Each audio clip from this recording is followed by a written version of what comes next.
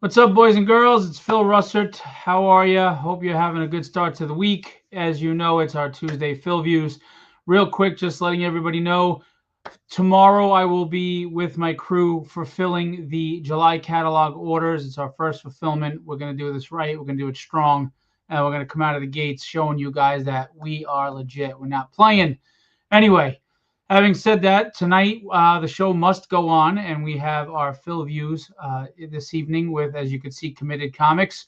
We have my favorite Irishman, Thomas Doherty, here with us tonight, and this is a guy who's been a veteran in the independent scene for a long while. So we're going to get down to nitty gritty, show off his books, talk about what's coming up, and yeah, let's have a blast. Without further ado, Thomas Doherty. Hey.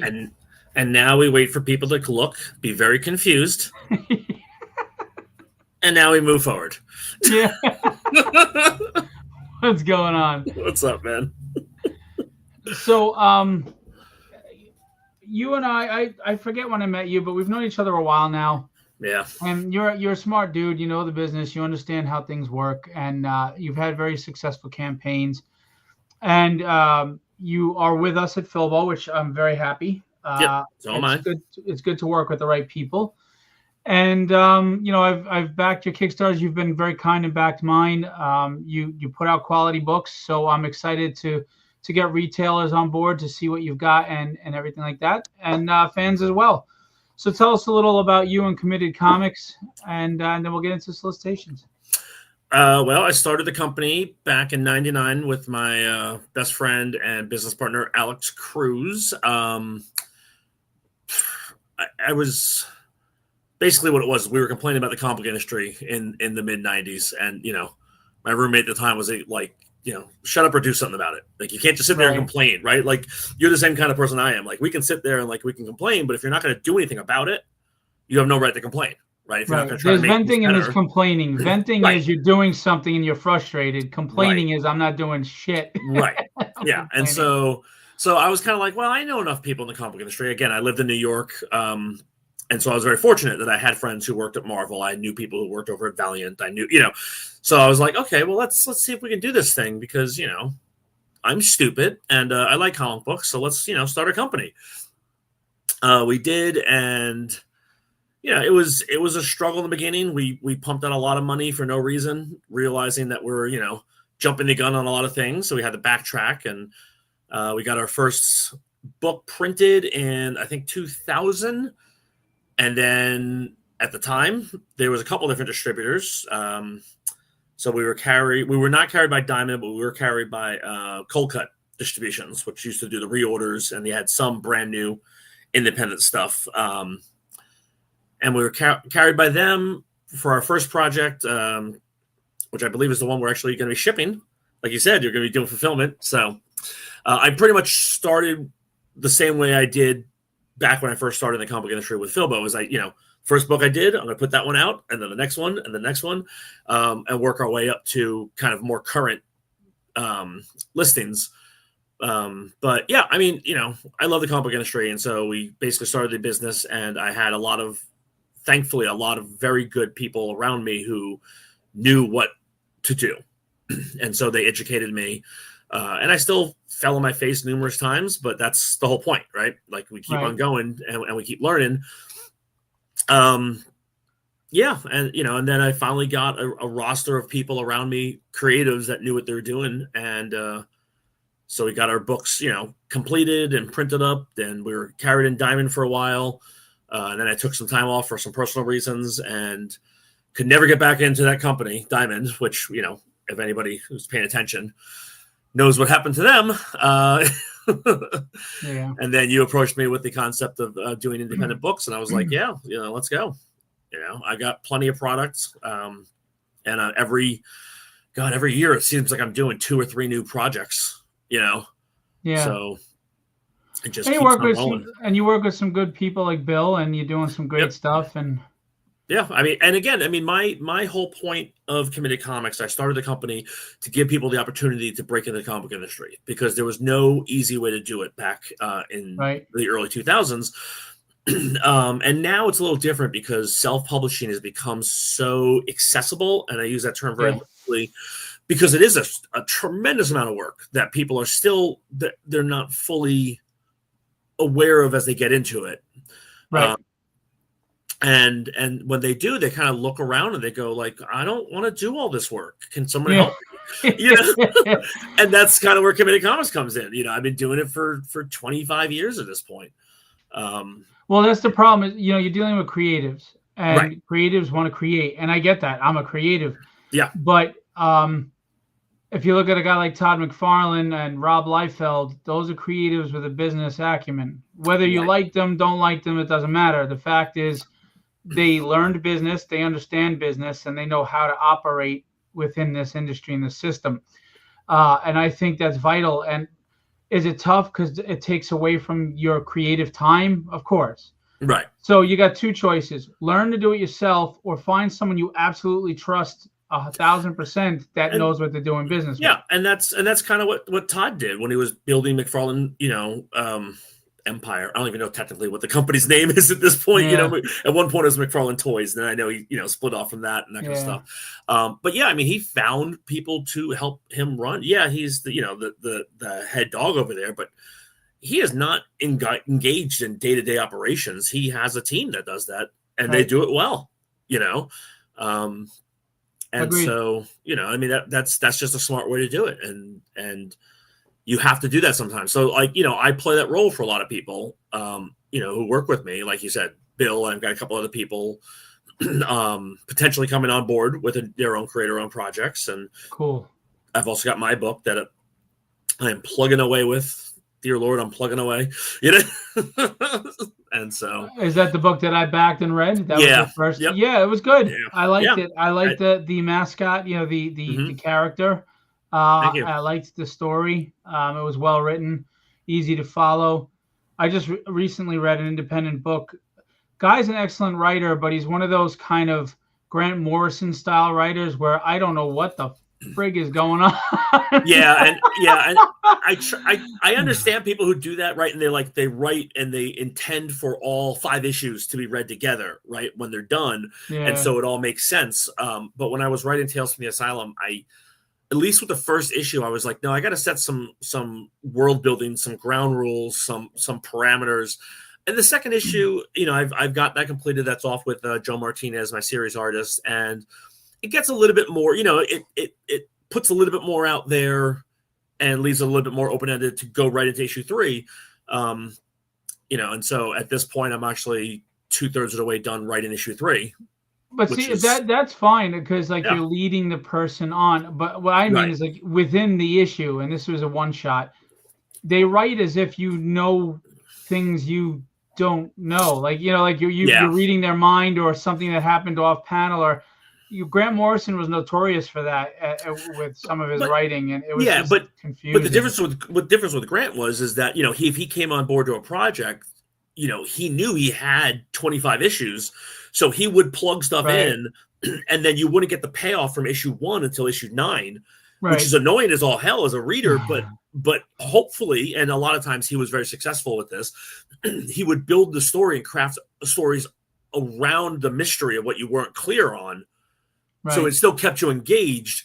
I don't know if that the independent creator that you read, you know, it doesn't sound like he or she was you know, quite as it good at connecting dots. I use Grant Morrison, and I'll use example his Final Crisis book, where Wonder Woman became like possessed as this boar-looking thing, and then Darkseid was human, and like you know, and Batman became It was just so convoluted and odd.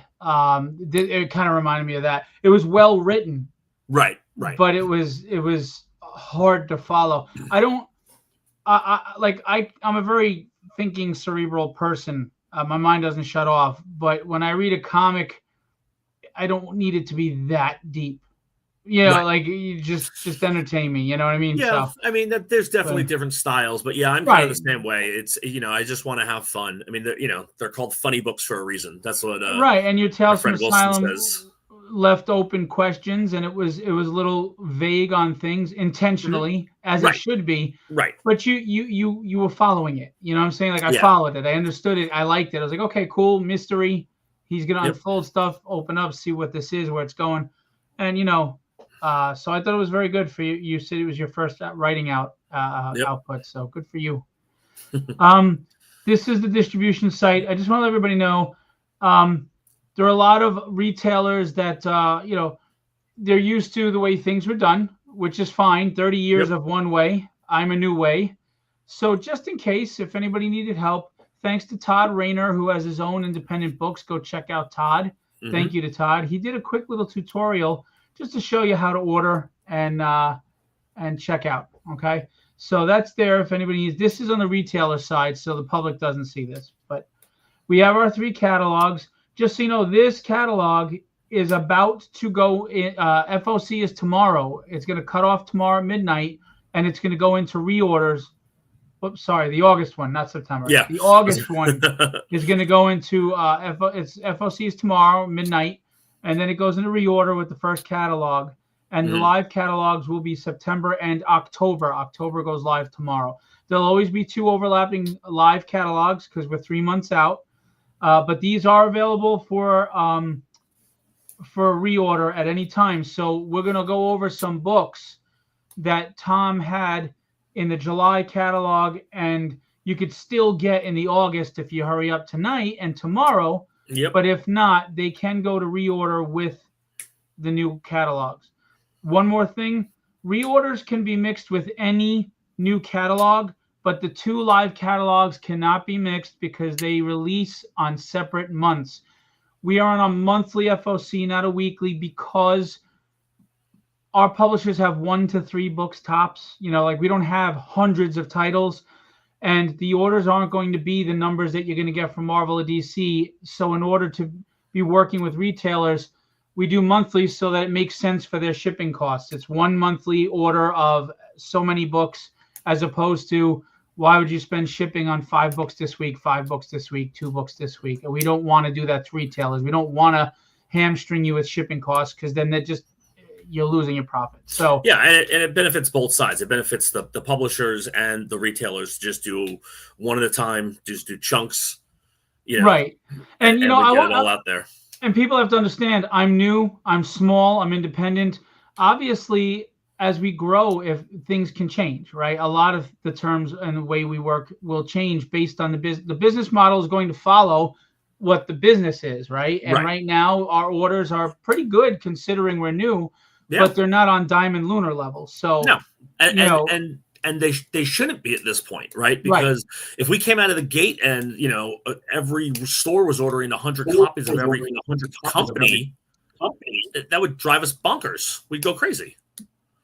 And I do have to say, though, I was actually very impressed. We blew past any of my projections, and maybe my projections were very modest, but for our first catalog, me being some little nobody, you know, coming out of nowhere, you know, obviously different publishers did better than others, you know, numbers were higher for others, but overall sales were very, very good.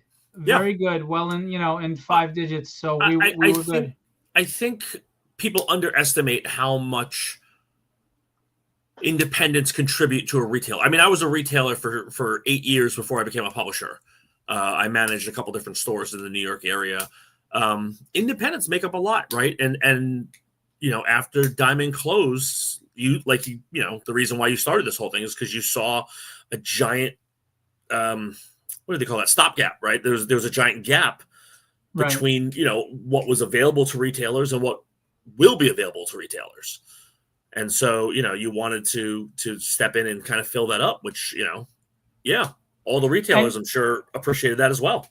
I also think independents have always been this, you know, had a stigma, but you know, you've got your Concrete and your Teenage Mutant Ninja Turtles and your She and your Sales, Strangers in Paradise, which we carry, and Nexus and Badger and Astro City. So, you know, there's despite the stigma, there have been standouts, and the truth is, I think more now than ever, independents have a chance to really compete with the mainstream if given a chance, because the quality's there. They're working with professionals. The artwork is better. The story writing is better. I mean, not every book or every publisher lands, whether it's mainstream or independent. I mean, you can't say that every book in Marvel and DC lands. So, oh no, I mean they cycle through. I mean, just think of how many X-Men titles they've had over the years. Right. And sometimes the art's hit or miss, sometimes the writing's hit or miss. So that's just it's a creative world where tastes are subjective. So right. I wish we could do an experiment where we take for 6 months, we move all the indies to the front of the catalog and we put all the mainstream to the back, and we see if it starts to maybe not even out, but you start to see the gap close, because I do think independents have, they're better than they get credit for. Yeah, I mean, I also think, that definitely would have been an interesting experiment with Diamond, right? Because the catalog was so big, they had over 600 publishers in there, or vendors, let's say, not even publishers, vendors, to where, again, I was a retailer. I was ordering from these catalogs, and by the time I got past your mainstreams of your Dark Horse, Marvel, DC, Image, I mean you're going cross-eyed, you're blurry, and it's overwhelming because they would cram a few on one page, the smaller publishers. So it's definitely overwhelming. I agree, and that's why we do in our catalog full pages. Like, you just go here, get the catalog. We do full pages, so it's a little easier on the eyes because you're not straining to find everything, right? That's the first thing, and we want everybody to get a shot, to be seen. It makes sense. Hey, look at those books. You're so pretty. Okay, so we're gonna start with Threads, which was these are the first 2 solicitations you put through Philbo. And they are going out with our shipments tomorrow, those who ordered. Yep. By the way, just hit order now and it goes to follow you to checkout. Anyway, so tell us about Threads. So Threads was my brainchild when we were trying to figure out how to do comic books at the time, right? Like, this is literally 99. This is when we formed the company. And we were trying to figure out, okay, well, how do we do this?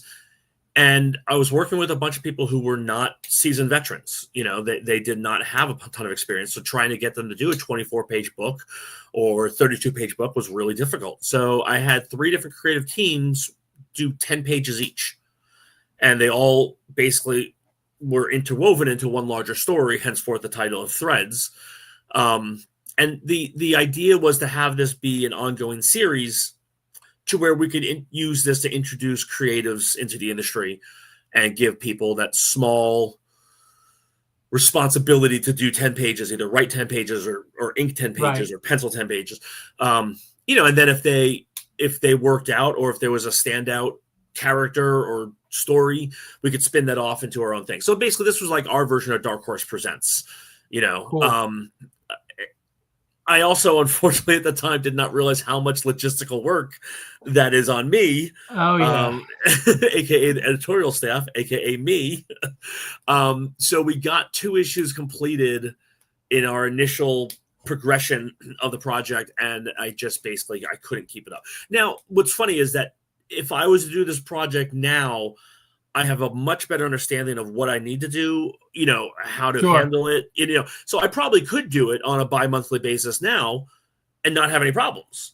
But at the time when I was still trying to learn, I was still trying to, we didn't even have a letterer. I think I lettered half of the book, and that was from me, calling Kevin Tinsley, who wrote the book, how to digital pre-press for comic books. I'm emailing him, 2 a.m. before the files have to go to the printer, going, this balloon tail won't stop moving around the page. It keeps on following my mouse. That's funny. And he's like, listen here, you idiot, calm down. But yeah, it was 3 different creative teams all telling one larger story that intertwined into a completed issue. I was very fortunate to have access to Dick Ayers, who did the cover. He was the inker, for Kirby on a whole host of things, and an artist in his own right. He created the original Ghost Rider back in, I think it was like the 50s, either the 40s or the 50s time frame, which Ghost Rider was a Western character. Right. And so, we modeled a character very similar to that, called the Black Rider, no lawsuit. And and we had him do it. He did the pencils. I believe his son did the inks on the book, and it was one of the, on the cover. And then I'm trying to blank on the gentleman's name who did the colors. Matt Webb did the colors, and he went and ended up working for Disney for a period of time and that kind of stuff. Nice. But the book also has the first sequential work of Dustin Weaver, who has been very successul over at Marvel, DC, and now he has his own series at Image. And again, I met him at San Diego Comic-Con during a portfolio review, and he had the raw talent, and I was like, okay, yeah, this guy's good. And, lo and behold, I was pretty much right, because he went on and immediately started working with CrossGen and started doing some stuff for, I believe he was Ali Garza's art assistant for a period of time. He worked at some Gen 13 stuff, uncredited. And then, next thing you know, I turn around and he's, working on X-Men. I mean, I was like, what the that was a huge, quick gap. Yeah. But, again, that's the comic industry, right? When you're good and you have talent, they're going to push you. And dude, this industry is so tough, but if the right person sees your stuff, right, your life can change in like a blink. Yeah. I mean, Talent Cadwell is a perfect example of that, and he won the Aspen talent search, and ironically his name was Talent. It was just very fortuitous. But yeah, next thing you know, he was working on Fathom, doing the main book, 24 pages a month. And I think he did that for like a couple of years. And he's got incredible work. And same thing with Dustin. We had brilliant writers on this book. I mean, Eric Rivera and Mark Rivera, they're brothers, and I know Eric has gone on to do other stuff with Section 8 Comics and some other independent companies. I think Mark might have done a one and done, and I think he actually was like, no, I like money, I'm going to go do something else. But yeah, I mean, we got, Chad Dulac did the second story pencils on this issue. And it was very funny because Chad was working on his own creator-owned project for a long period of time. He put that on hold. He was a military man. And next thing I know, he's the military consultant on that TNT show, The Last Ship. Oh, really? Adam Baldwin. Yeah. And I was like, how come I never got a call to come visit set? What the hell? And now he finally got his own creator-owned projects out. And I think he's also done a couple of novels now too. I mean, it was just very funny because like, these are all people who I met who I could tell they have a passion for creating. They were very good creators. And, again, a bunch of just exploded and went different ways, and, but yeah, I mean, this was, a lot of their first work because we were all trying to figure it out together. And so I was very proud of this. Tell us about the Black Rider. So pretty much what it was is I pretty much had Eric Rivera kind of wrote a story about this character, the Black Rider, which was, very kind of pseudo generic, gunslinger type of thing. But he wrote it in the sense of this gentleman telling the story to the young lady on the left there with her headphones, 80s Walkman on and everything like that. And because, they're on an archaeological dig. And basically the premise was kind of like, I would go to the next creative team. They would have no idea what Eric and Raymond were working on the first thing. And I would basically tell the writer, which was Mark, I would be like, what do you want to know about the first story? And he was, I told him it was a person, place, or thing that he could learn. And so he was like, well, I want to do a person. So I gave him the character. So then he wrote the story about the Black Rider's, origin, like where he came from, not the legend, but the actual origin of, how he became to be. And then I posed the same question to the third creative team. And I think everyone was just kind of looking as an easy way out to connect the dots because they also said, tell us about the character. Logically, that's kind of right. Like, that's what you want to know, Right. And then they wrote one of the characters, and that was Kelly Wallen. He wrote with Dustin on artwork doing the, Black Rider's early adventure. So pretty much, he's just a kind of almost like a direct ripoff of Ghost Rider, the original Ghost Rider, but kind of blending that Ghost Rider with the motorcycle Ghost Rider, because he had the ability to have like a loose pen and stare kind of thing, to where he would look at them and he would transfer the pain that he felt because he was horrifically killed, and then the powers that be gave him a second chance of revenge. You know, I mean, this is very reminiscent of The Crow. It's not a very confusing concept, but I think what we did with it was, you know, what the creative team that handled it, they did a great job of, yeah, this is very familiar, but this is also enjoyable, right? And also, you know, sticking it in a Western time frame. I mean, you know, the logistics on that for every single penciler, they hated me. Because they were just like, you know how hard it is to draw horses? You know? Yeah. And I'm like, go do research. I don't care. Horses' hands and faces are tough. Yep. So the funny thing about this issue was we had actually had a Zero issue beforehand that we attempted to do, and it just never saw physical print, but it was all completed. And I'm trying to remember why exactly. I mean, this is now going back 25 years, so my memory is a little fuzzy. But I think what it was is we had submitted it to Diamond prior to getting printed up, and Diamond said no, because they didn't like the way that story was constructed or something like that. And then we went ahead and just printed this book, and then I sent it into Diamond, you know, with the next, you know, audition, so to speak, and they said no again. And they told me they didn't like anthologies, and that was pretty much the reason why they didn't. And I was like, it is an anthology, but it's not, because it's a self-contained issue. So every issue that we had was a different 3 stories that told one issue. Right. So if anything, I looked at it as a series of one-shots. So when they came back and said it was an anthology, I was kind of like, I guess it is, but it's not, because it doesn't continue on per the next issue. And it's the same character all the way through, you know. And so an anthology would usually be a bunch of totally different stories that have some common thread. Right. Yeah. And so, I mean, I guess in some sense it is an anthology, which is one of the reasons why, like, I classify it as an anthology now, because I think it's just also easier for people to understand that, you know, you know, just that thinking. It was actually based off a surrealist parlor game called An Exquisite Corpse. And it's when these guys would go to a party, and someone would go into a room and paint something on a canvas that was separated into 3 sections. And then they would hide it from the next person, and the next person would come in and paint something. And then somehow when they would unveil it, it would actually be this interesting, connected painting. My brother is an art history, has a master's in art history. So he put a bunch of different, you know, strange artistic things in my brain, you know, and so I utilized that as the premise.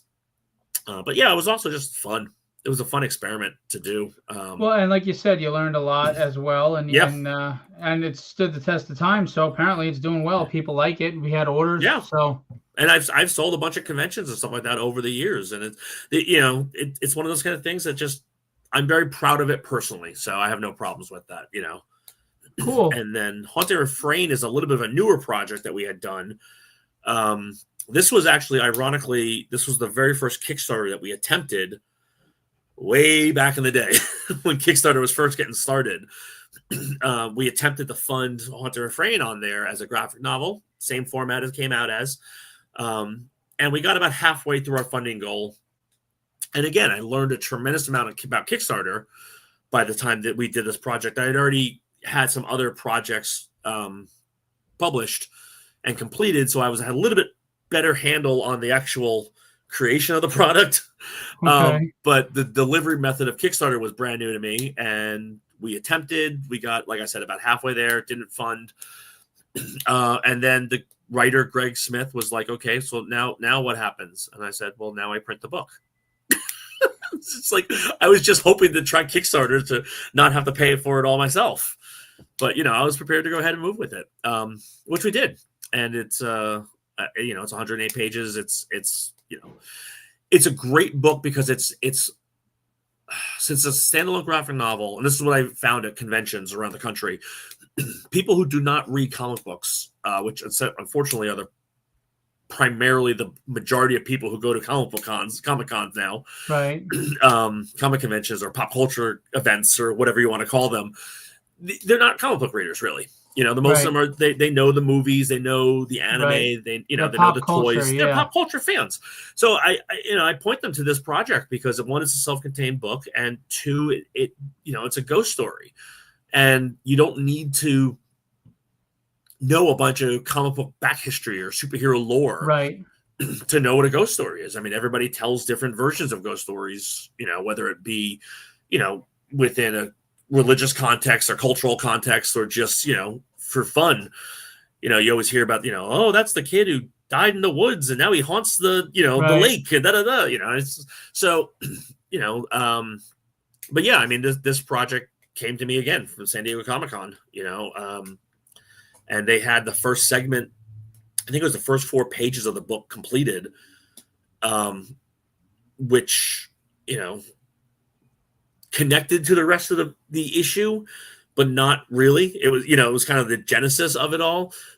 And so it was very interesting while we were creating the project and while I was getting pages turned into me, seeing what Greg and Ulysses were concocting for me, Very cool.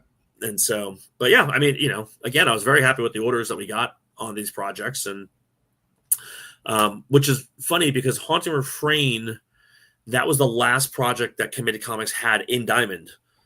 So it's the first, so that was one of the reasons why I put both of those projects into Philbo to start, because one was our very first printed publication, and the other one was the last one that Diamond ever had the opportunity to order. So I'm like, guess what? We're starting this off right, I'm obviously Maura handles a lot of handles the catalog. Everything goes through me though, for the most part. But I don't always pay attention to small details, and I didn't realize the size of the book. It's a good size. I liked the size of it, like a digest, basically, size book at the 108 page count. It made sense. I thought it was good. Yeah, I mean, the thing was that we had gone to the 6x9 size because I get my books printed overseas in China, right? I have the same printer now for 23 years. They're super good. They understand what I need. They understand, I'm concerned about paper quality and, bindings, and making sure that, not only does the book, look good from the art, but also the actual manufacturing of it is done well. And so I was doing a bunch of research, as I consistently do. Like I'm always researching different products and different methods and that kind of stuff. And at this time, 6x9 is a standard size in Asia. So a lot of times the reason why you're a lot of manga stuff and a lot of times the reason why your cost per unit goes up is because the printer has to go and readjust the cutters, or they have to readjust how the print rollers and that kind of physical stuff, and that's why they charge you more per unit. So I was like, well, wait a second, if this is like a standard size, that means that they probably have a printer that's always set up to this size. Right. And so I talked to my printer, and he was like, oh yeah, no, that's a standard set. We have that all set up where that machine's constantly running. And so I was like, well, can I get a better price? And so he gave me a price, and I was like, for 100+ pages, oh my God, that's a great price. Yeah. So now, how does it work though with like shipping and the timing of that? That could be an issue, especially if you're monthly. Yeah, I mean, again, it's because of the fact that there is no downtime for the printer. There's no downtime, right? Like it actually becomes faster. You can get the product faster from them. And in terms of shipping it out, you don't need to use such a large box, or each box, at least from my printer, each box was able to hold more books. Right. So if I had done that at standard comic book size at 108 pages, I think it is 80 books. I think it's 80 books. I think it's 40 in each sleeve per case. And it's still a smaller case. It's about the size of a standard comic book, right? The case. So if it was, because again, we have another product in a future catalog there that is comic book size, and it's 130 something pages, and I've got twice as many boxes, and so that it was a good thing. But at the same time, I also shifted back because the 6x9 feel is a great feel for a non-standardized comic book story, in my opinion. But then we started doing more superhero-esque style things, like working with Near X, Cyber Angel with Bill Mouse. Right.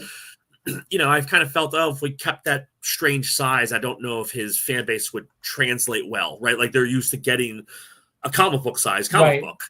And so I was like, okay, but I mean, again, I've definitely looked at that size again for some upcoming projects that we have that I think would benefit from that size. And it's funny because DC nice to have for more. A while there, and for a while there, DC was selling that size. They were doing collected digests of major storylines in that size, and they sold well. Yeah, no, they're still selling well. So when we did that when we shifted to a 6x9 format, it was a couple of years, actually many years ago now. I always forget how old I am. It was many years ago now. And before we had come out with the product, because again, we're small, we have to, takes a long time for us to make changes and pivot and get product out there.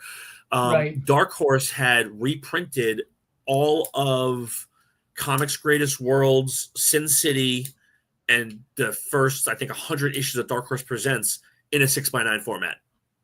So they were first to market with it. And it's probably because they had the same thought I did. How can we reduce our printing costs per unit? And so I was just kind of like, man, I thought I was inventive, and they just beat me to the punch, Yeah, well. So, but again, in this industry, it's creative. They're coming up with different things, different formats, different, different stories, lots of different things. So you got to be you got to be quick. Yeah, but I mean, again, it's it's nice to be able to say I was first to market with something, but first to market doesn't always mean success, right?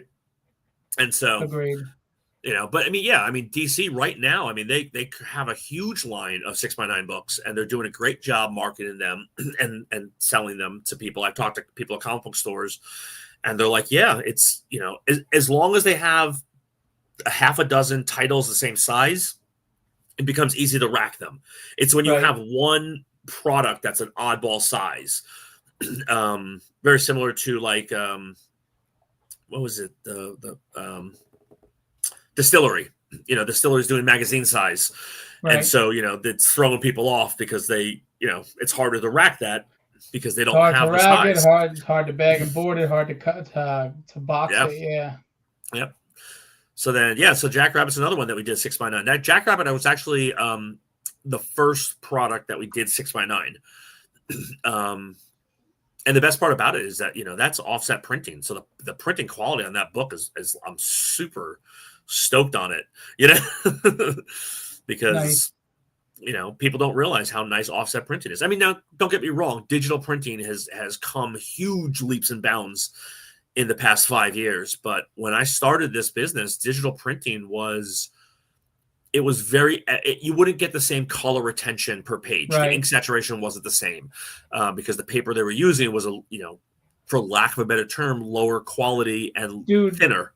I just went to newsprint, and this new type of newsprint they're using it holds the color, and the colors are bright. It's really nice. It's shocking. You wouldn't know it was newsprint looking at it. You would you have to feel it to realize that it's print. It's not that old degrading. To be honest with you, I'm going to be printing a newsprint from now on because it's cheaper, but the colors were vibrant. I think they were even more vibrant than the digital. Yeah. The problem with offset printing for some people is if you're having a bunch of variant covers these days, they're charging $250 for plate changes. So you lose all your savings through having variants. That's where I ran into a problem, because I found a printer in China that was fantastic. The price was phenomenal. Right. Phenomenal. But the plate change is $300, and I have 5 friggin' variants. I can't, between that and then the shipping, it just killed me. So I'm going to have to go down to one cover to get into them, Yeah. Yeah. I mean, there's 1,000,002 different ways to do everything, and there is no one correct way to do it, Right. But you're 100% right. Like, that paper quality is so much better now, even with it being called newsprint, because it's not the same as actually, now that I think about it, even standard newspaper printing paper is much better now. Yeah. So it must be the same type. The newsprint as a whole, paper quality got better.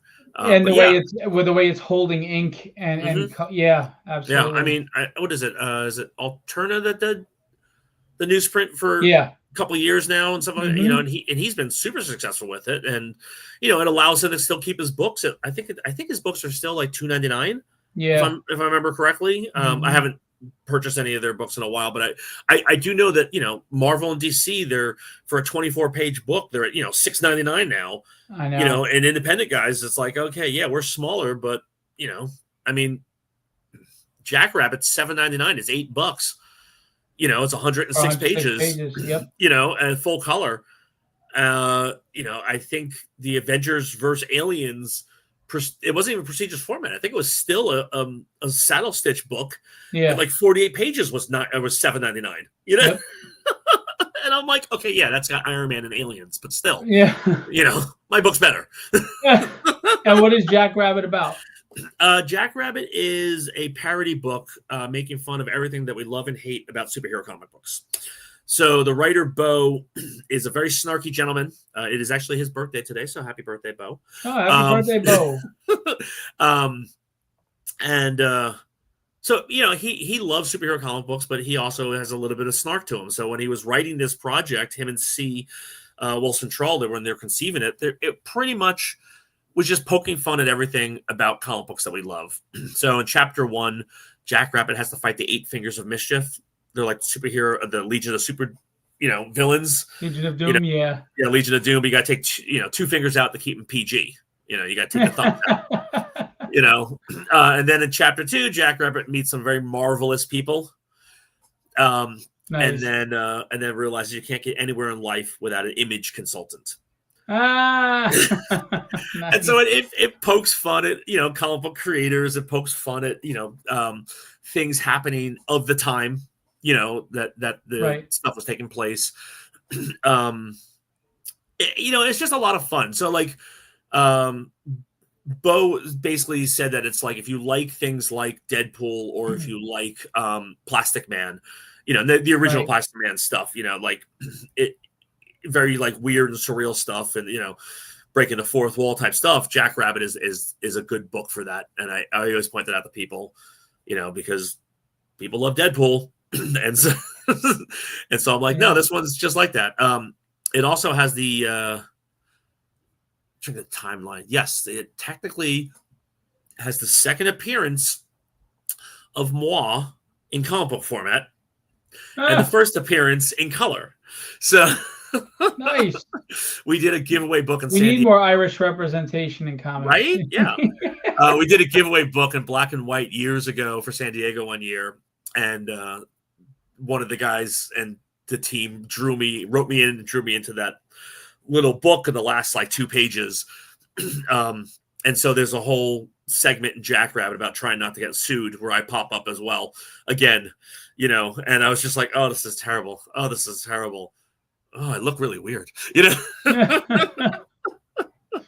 cool. So, yeah, I've made 4 different appearances in comic books, 3 in Committed Comics projects and 1 in another. Nice. Yeah, I was in. Ricardo put me in Tragedy. I didn't know he was going to do it. He put me in That's there. Funny. And a guy named George Vega. He had his own series M. And he put me in as a Carnival Barker. Very Phil.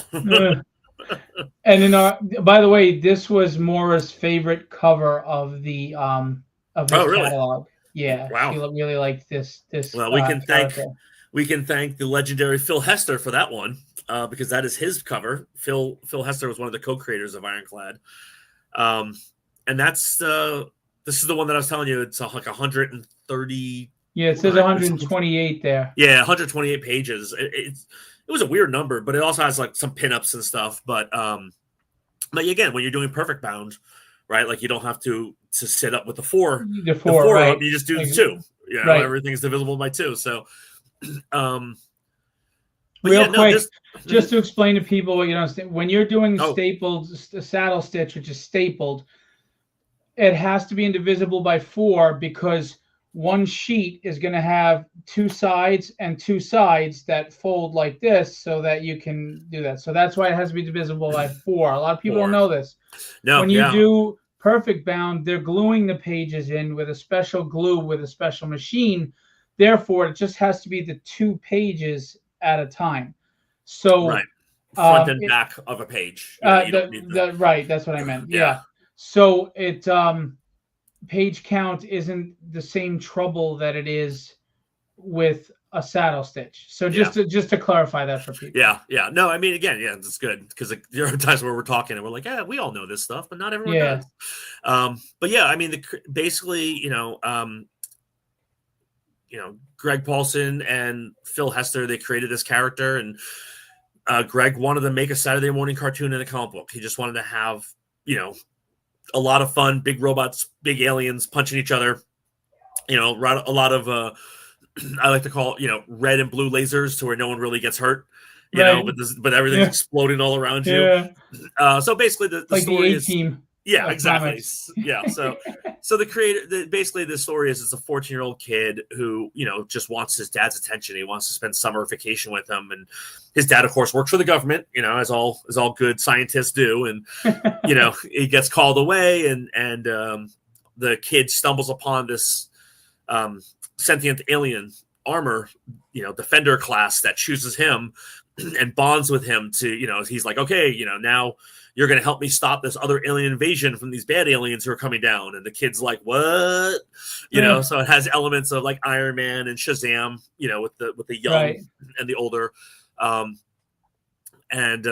it's just a lot of fun. And, there's big monsters, a couple of kaiju style monsters in there. And then there's the big alien. And, it's just a very fun book. It's left with a little bit of open-endedness, just in case the creators ever wanted to come back and do another story.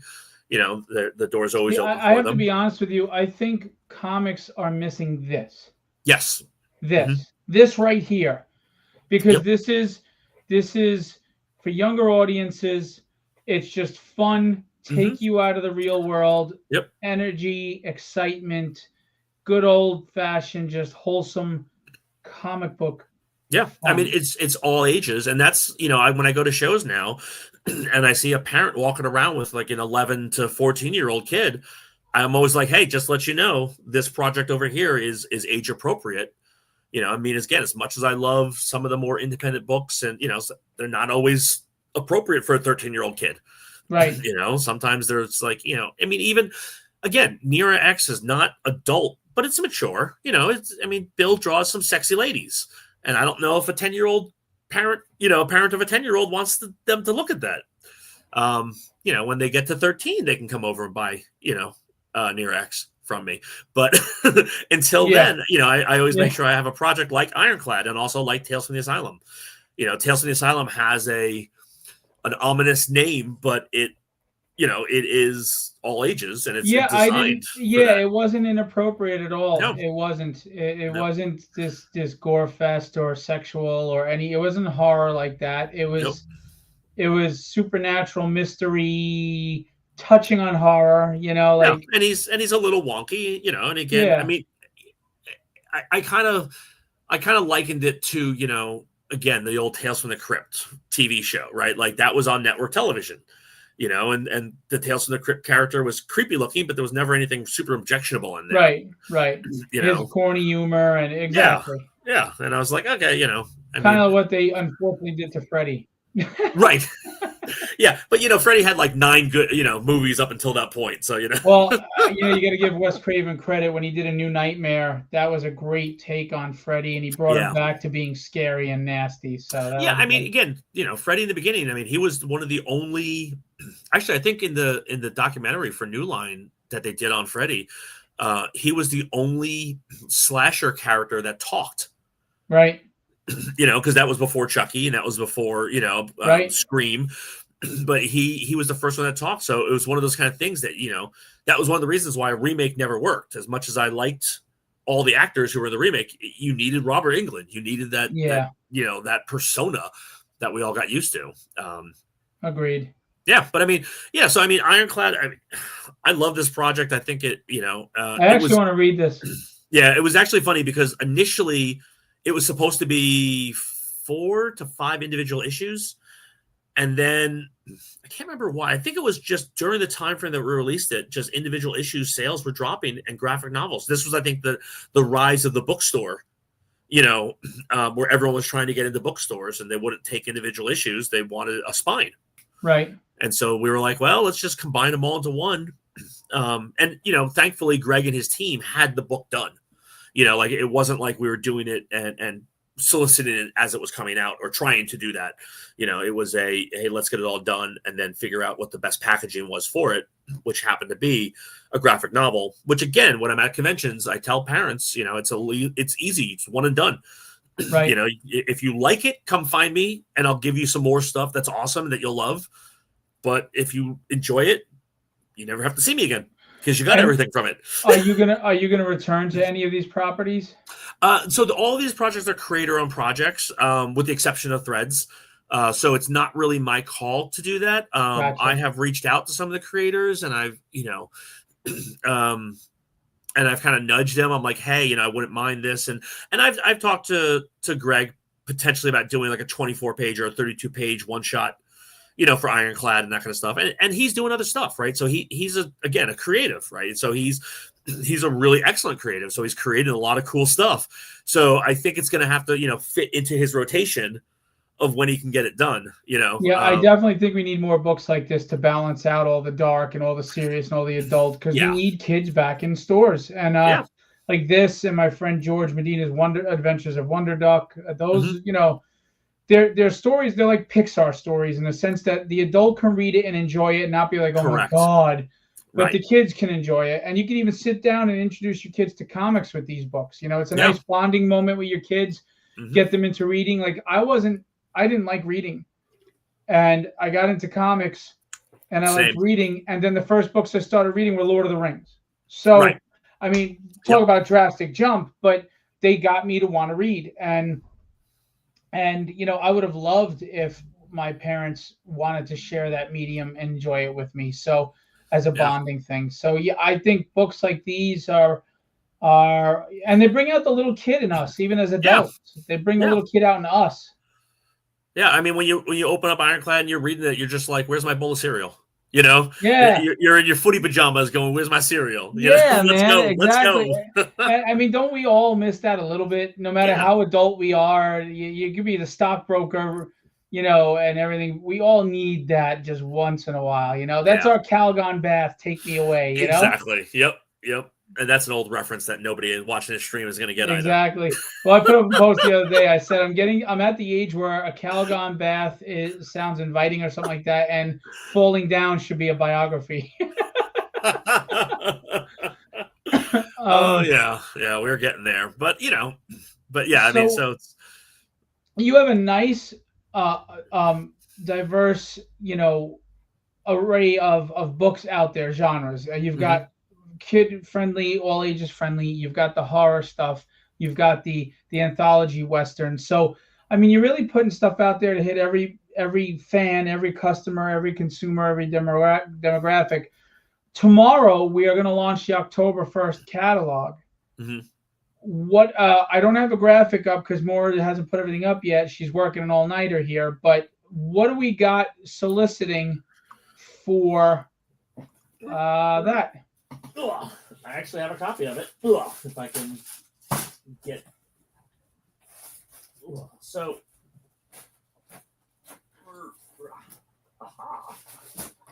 So the project that we're putting into the new catalog this month is Java. So it's very funny. This is a project that came to us many years ago. Again, it's printed, it's done.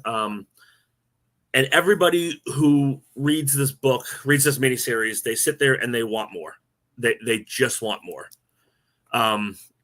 And so basically Java is a story to where it's a 3-issue miniseries. It's where 80% of the world's coffee beans have gone toxic. People need coffee and caffeine to physically survive in this world. And so she's part of a government organization called the Bean Force that protects and monitors the sale of coffee beans from people like Dr. Grind, who wants to push his herbal tea agenda, and Swiss Miss with her marshmallow gun of death. I mean, it's a very standard superhero, lots of fun action and adventure book, and the creator, great art, nice colors. Yeah, Kensuke did a great job with this. The inker on the series was Peter Palmiotti, Jimmy's younger brother, who has. It's kind of funny. Peter. Yeah, it's kind of funny because Peter has a huge body of work, and this is probably one of his very early bodies of early projects, just because we're so old. But yeah, so it's a fun project, and Bleeding Cool got their hands on the miniseries. They must have got it from me at a convention or something like that, and they did a review. And this is back when Bleeding Cool actually, cared about reviewing comic books, not just spewing the biggest clickbait things possible. But they said, this is what happens when you drop Mad Max inside of a Starbucks. And I was like, yes, that is the best description. And when I'm at a show and, and I tell people that catchphrase or that, log line, they're just like, here's my money, take my money. And it's the most ridiculous series in the world, and I love it.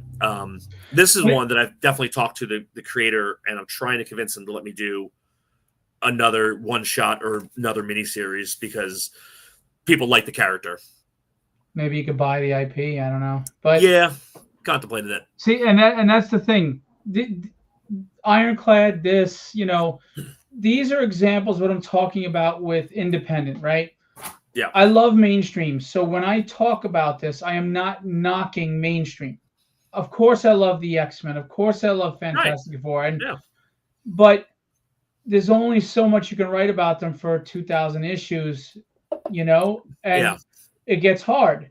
But look at what independent's doing. We don't have shareholders breathing down our necks. We don't have that corporate crunch that we have to worry about.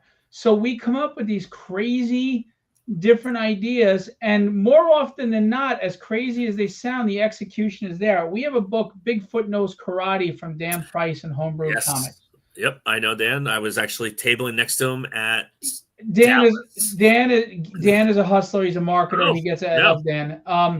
Let me tell you something. When I first heard Bigfoot Knows Karate, I was like, okay.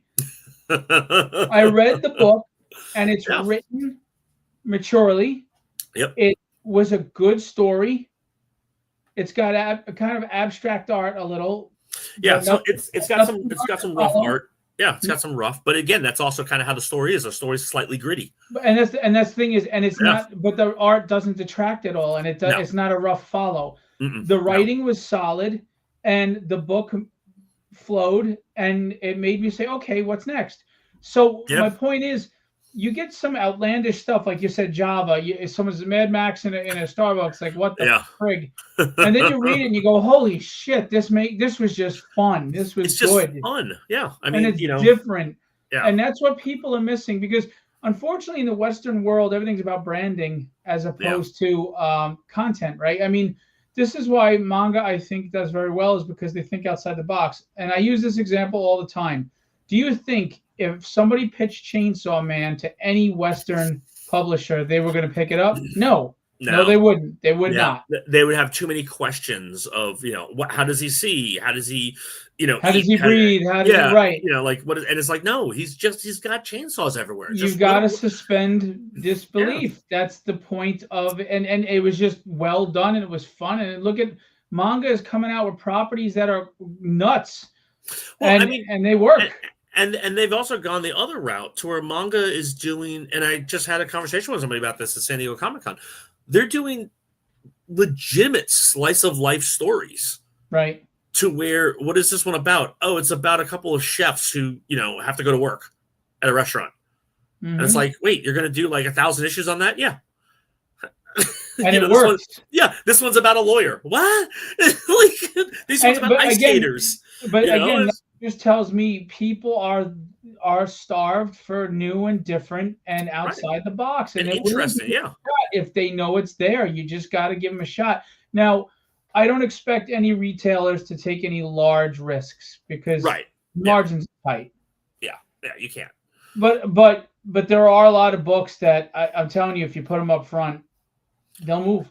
Oh yeah, yeah. I mean, Java went when we originally published it and stuff like that. I mean, I think I want to say Java and another one of our products, which will be in the next catalog, because we're going to flip flop Java and this other project, Neodon. I want to say, hands down, we had about a 85% sell through rate in every retailer. Wow. I these books, it's very funny because I show people these books now, at conventions, and I can take this book and it will be in stores next to the most current Marvel book. Doesn't look old at all. It looks like exactly it's supposed to be there, because I kind of made sure that stuff was timeless. There's so many books that I pick up, and again, I love them for nostalgic reasons, but like I'll pick up a book from the 80s, or I'll pick up, an early 90s book, and you'll open it up and it's like, oh no, this is definitely 90s. This is definitely that time. Even like, as much as I love, Defiant Comics or Valiant, right? You look at a lot of those early Valiants and early Defiants, and it's clearly those came out in the early 90s, 2000s time frame, well, you also got to remember in the 90s, it was like IP farms. Yeah. I mean, everyone was just trying to get everything out there, which is, again, different time. But, those books, because I look at those books now because I'm buying them all again. And, but they do look dated. And I'm very proud to say that I don't think any Committed Comics, maybe Threads might be the only one that looks the most dated. Well, it's because he's an old school artist that you had on there. Exactly. So, I mean, yeah. Exactly. You get Dick Ayers on there. And it's very funny because that's the book that is definitely for comic book fans. Right. Because they look at that and they go, is that Dick Ayers? I'm like, yes, it is. And the first issue on our Zero issue that we never printed, which I might actually go ahead and print one of these days, just for giggles, to have it available. The cover art was Ron Lim, our good buddy Ron. Oh, wow. Nice. And people always look at it when I have it, if I have it at a show, or if I had the print that we did, and they always look and go, God, that looks exactly like Ron Lim. And I go, it is. It's like, I'm an independent guy. I'm not Marvel DC, but I got some pretty good talent over here, And that's what I'm trying to tell people is, these days independents aren't just Bob who wants to draw his own book. We're working with major professionals. I mean, I have covers from Bill Sienkiewicz, Will Scatasio, Chris Picciolo. I mean, we're putting the time, the money, and the effort into these books. Absolutely. And a lot of times these veteran creators, they like working with independent guys because they have more fun. Like you were talking about with Ironclad and and Java. It's just fun for them. Like I had Jimmy Palmiotti ink a combo print that we did for San Diego. And when I approached him about it, I'm like, hey, do you ever do much inking? Because now he's on the creative and the writing side, and he's doing an amazing job with paper films and doing all these great books. And I said, do you ever do any inking? And he's like, oh, occasionally, if it's a fun project. And I'm like, well, how about this project? And he was like, that sounds fun. He's like, he emailed me all the information. And I was like, all right, cool. And he did it for us in a super quick time frame. And so that was kind of like a fun little dream project for us because we were just like, woo, get to work with somebody who I admire greatly. So, and that's the fun part about comic books, man. We're just here to have fun, people. Just let us have fun. Yeah. But we need to make the money so we can make more books to have the fun. But that's what I'm saying. Yeah. So it's like you gotta order stuff. And and again, if you guys can take anything away from this little live stream that me and Phil are doing, it's just take a second look at independent books. They're no longer independents in the early 90s and early 2000s to me were all ultra violent and ultra sex. That's what it was. It was the how offensive can we get this book to be? And that's no longer the case. Now it's just how inventive, not offensive, how inventive can we get these books to be? Yeah, look, the truth is the only difference between most independent books today and mainstream is the financial backing. It's the support. Is the marketing. We don't have the marketing dollars to put an ad on, or put a giant movie in theaters. Right. It's just right. I mean that's all Marvel is at this point is the publishing section technically loses money, I think, annually. Right. For the entertainment industry, but they make it up with the marketing and the merchandising. So before we wrap it up, tell us where we can find Committed Comics properties besides Philbo Distribution, and where we're going to see you next. Like any shows coming up? So you can find us on committedcomics.com as our website, which I try to keep updated. I'm slacking on that right now, but I'm going to hopefully the next couple of weeks do a nice big update and keep everything, refresh it, so to speak, right? And then on Instagram, as you can kind of see, like right there, committed.comics. I will be attending New York Comic Con. You'll be there? So will I. I'll be running around goofing. We'll definitely have to set up a time to meet up. Yeah, man. Committed Comics has just entered a sister publishing agreement with Panico Press. Oh, congratulations. And I love those guys. We met at Tampa Bay Comic-Con last year and just really hit it off. So we just got done with Salt Lake Fan X this past weekend. We actually had Panico Press books on the table. So I sold a bunch of those as well as a bunch of Committed Comics stuff. They are going to have a small selection of books at New York Comic-Con on their table for us. Cool. And so that's what we'll be. And again, just we have to align ourselves, right? We have to do something to make us a little bit more secure, in this very rocky world of comic books. But in terms of shows, I've got a one-day show here in Washington State, in Tacoma, Washington, called Grit City Comic Show. It's a one-day show. It's November, I want to say 18th. Definitely double check that. But yeah, I mean, it's one of those little local shows that all the guys who are in the Seattle area. Todd will be there. Todd Rayner will be there, and myself, and Tony Dela Cruz and Dev Madden. We'll all be there. Probably, I think Jason Metcalf might be there. I don't know if he is coming or not. I don't know. He lives over there, so yeah. Yeah, he lives there. I mean, if anything, he'll probably just drive down just to hang out. But I mean, that's what it becomes, right? It becomes just a one-day hangout. We all shop at each other's tables, and then we make a couple bucks and we have fun. Because that's cool. What, and I like that being my last show of the year, because there's no stress. There's no, I don't have to worry about traveling and getting a whole bunch of boxes together and shipping them out. And nope, just roll down to Tacoma, just come on out and have some fun, So, see, and that's the tough thing for me is, of course, I want to be selling and at a booth and everything, but I'm also a comic fan. I love to enjoy the shows, and being tied to a table drives me nuts. Yeah, I mean, that was Salt Lake for sure. Fan X for me this past weekend. Luckily, I had very good neighbors who kept an eyeball on my booth as I ran to go get my book signed by a couple people or pick up a couple things. And thankfully, this time I did not go shopping at the retailers, so I did not come home. What was it? The last show, Tucson Comic Con. I was out there. Brian Polito is part owner, so it's a great show for independent comic books. Like those fans came out and they repped hard. But I also hit a couple of comic book vendors, and I ended up coming home with like $30. Yeah, I know. I was like, I've been really good not spending lately. Not me. I can't. With everything going on, I need my money. I need for the distribution and everything. Yeah, I'm very fortunate. I have a very good day job still. Me too. Pays me very handsomely, so it allows me to do stupid things like go to a show as well as go and find that Treasury edition that I'm looking for. I'm still looking for a DC Christmas Volume 1 Treasury edition. If anybody out there in the universe has one in really nice shape, that's my cool. That's one of the things I'm looking for right now. Someone's at my door. I don't know why. Who is that? What are you doing? Well, it's a good thing we're wrapping up then. I'm live. Yeah. My daughter. Log on and come on the show. I know. But they don't know I'm on. Anyway, it's always good talking to me, man. I'll see you in New York. I didn't know you come to New York. Awesome. I usually see you in San Diego, so it'll be good to see you in New York. Actually, we did see each other in San Diego, so we're going to see each other on both coasts in the same year, Phil. What? Oh. I know. I don't know if they can handle two Irishmen.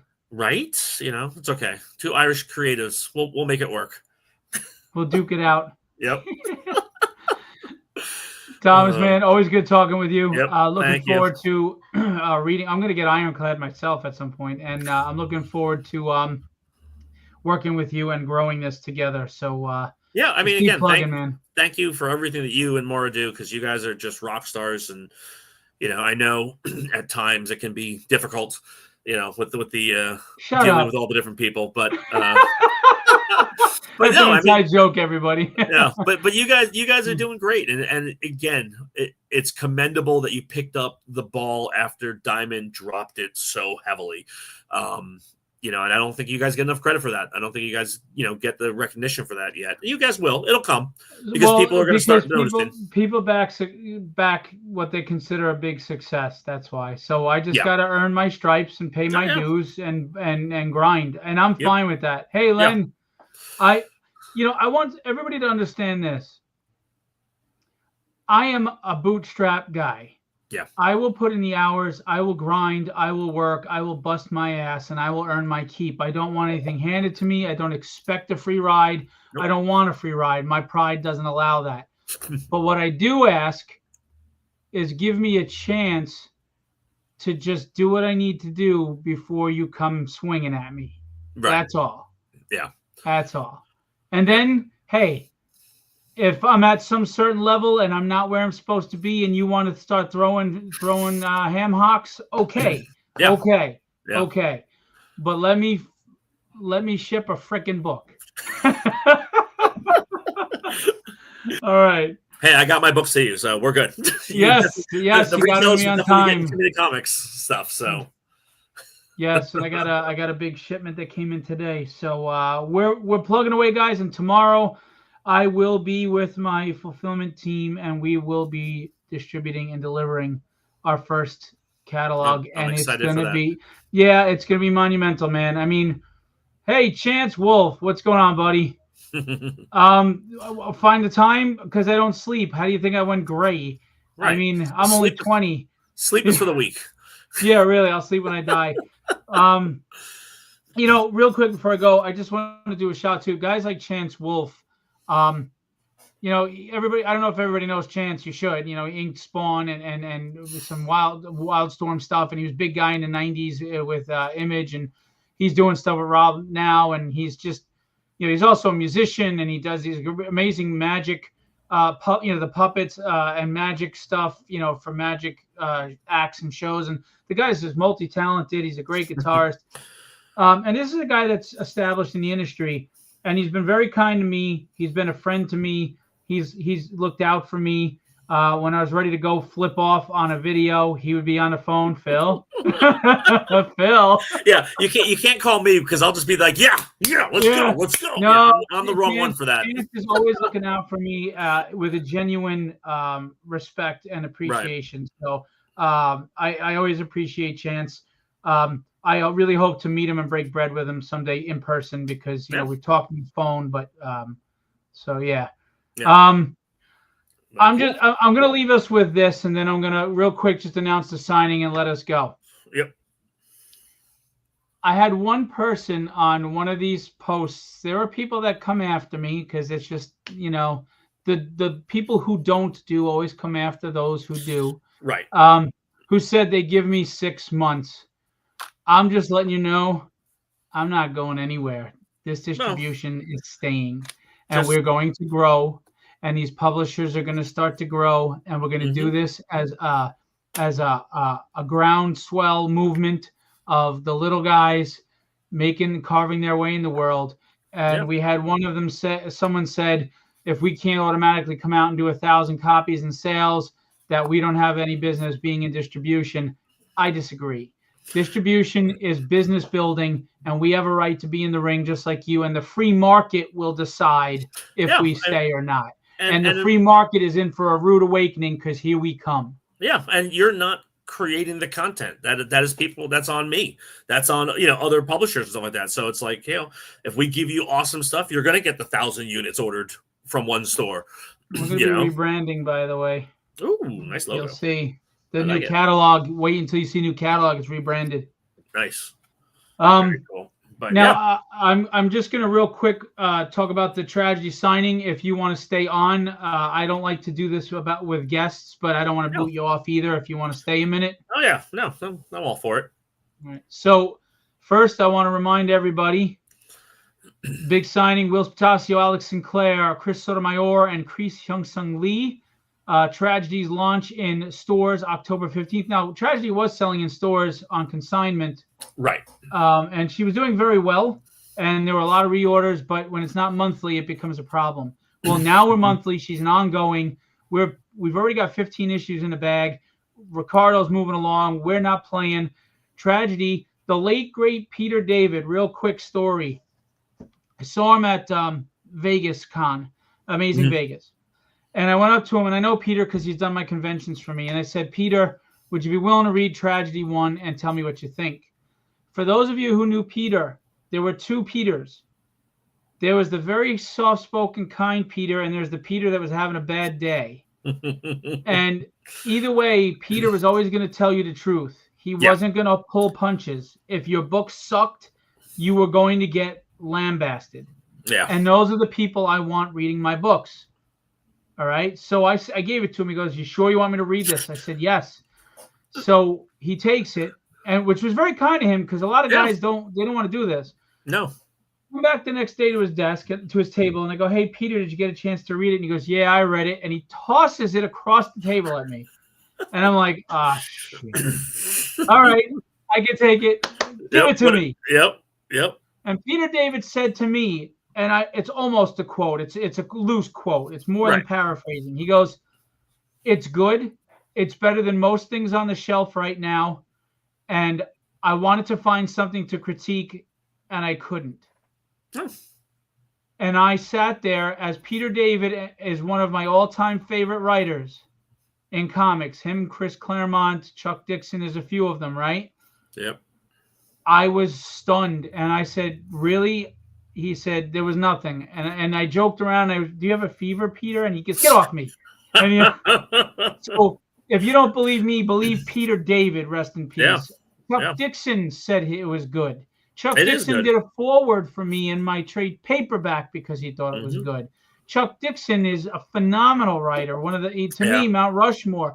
I tried to get Wheezy Simonson and Chris Claremont to read it, but they declined. They don't read independent books. But those are two more of my favorite writers. And let me tell you, I'm proud of what we're doing here, and I really ask you to give it a shot. These are the books. This is the Will Spatasio and Alex Sinclair colors cover. This is the Ian Churchill cover. Ian Churchill and Chance Wolfe's covers have sold thousands. Yeah. We have sold close to 20,000 issues of Tragedy. Not number 1, but through number 6. Overall, yeah. Through number 6. Here's a Ricardo cover, colored by Chris Sotomayor. Nice. Here's the Bill Sienkiewicz cover, colored by Chris Sotomayor. Now, Bill doesn't do a lot of independent books. And I sold a prelim to this for a pretty penny because Bill is a legend. Yeah. And I have the original artwork I will part with for the right price. Yeah. And then we have the Hulk 181 homage by Chris Hyung-Sung Lee, which sold very well in stores. Yeah. So, guys, come out to the signing right after New York Comic Con, October 15th. I am not charging for signatures because that would be stupid. I'm a nobody. We have signature series witness there. Nice. Now, Will's cut his price in half for Tragedy. Oh, okay. It's regular price for his books. If you want to bring books from Will's, he will sign them. But for the witness, for CGC, his regular price is there. I think it's $50. For Tragedy, he cut in half to $25, only for Tragedy, which is nice of him. Alex is going to be there. Wills is going to have some sketchbooks. I told they were so cool. They were like, we're there for Tragedy and that's it. I said, no, make some money, man. Right. Yeah. So they're bringing some stuff too. The focus is on Tragedy, but we're going to have Will Spatasio sketchbooks there if you love his art. He might take commissions. I don't know. I'm fine with it if he does. Alex as well is going to have stuff. Chris is going to have stuff. And Crease, who's a local. I knew Crease before he blew up, as so did a lot of people here on Long Island. And Crease is a phenomenal artist. He's on a lot of my jams behind me. Nice. And thank God I got him on this huge jam of 12 characters. And man, it was the price when he was a when nobody knew him. Woo! Now that would have been a pretty penny. But anyway, and I joke with him when I see him. He knows that. Where is the signing going to be, man? What store? Okay, so 2 stores. We're going to be at All Star Comics from 10 to 2 in Lindenhurst. And we're going to be at Fourth World from 3 to 8 p.m. on Wednesday. Now, I know it's a weekday and it's tough, but this was the day to launch. And to be honest with you, they're here after New York Comic Con. I wasn't going to ask them to stay a whole week for a signing. Right. So take that vacation day, folks, and come on out. And especially if or you a long lunch. A long lunch also works. You know. And if you can't afford the tickets to New York Comic Con, I get it. Well, now you can see them in a more intimate setting, guys. You're going to get to sit and talk. And anybody who knows Wills, he's a great storyteller, a great narrator. He will sit and he will talk to you to the point where his wife, Jo, smacks him on the arm and says, come on, get back to work. So yeah, he's got stories. And he's got so many great stories. Like, he's so knowledgeable. So come on out and you can meet them, talk to them. They're never on the East Coast except for New York Comic Con. This is a great opportunity to see them. I might just be the fly on the wall sitting there going, hi. And I'm okay with that. You know what? I'm okay with that. I'm sitting with legends. I'm proud to be sitting with legends. Yeah. But if you want to come say hi to me, I'm there. Yeah. So anyway, Committed Comics. Check them out. Solicitations every month in Philbo. You can reorder their old stuff. You can get the new stuff. Tomorrow we launch their newest stuff. But Ironclad is still on FOC until midnight tomorrow. And then it goes to reorder. And Ironclad looks like a lot of fun. All of them do. You got Yeah, so come check out the books. And, of course, follow his Kickstarters. Follow his pages. Get updates. Go see him at shows. Buy his books. Support Committed Comics. He's got 15 illegitimate kids to feed. So do it. All right. I'll talk to you later, Phil. Thomas, be good, man. Bye.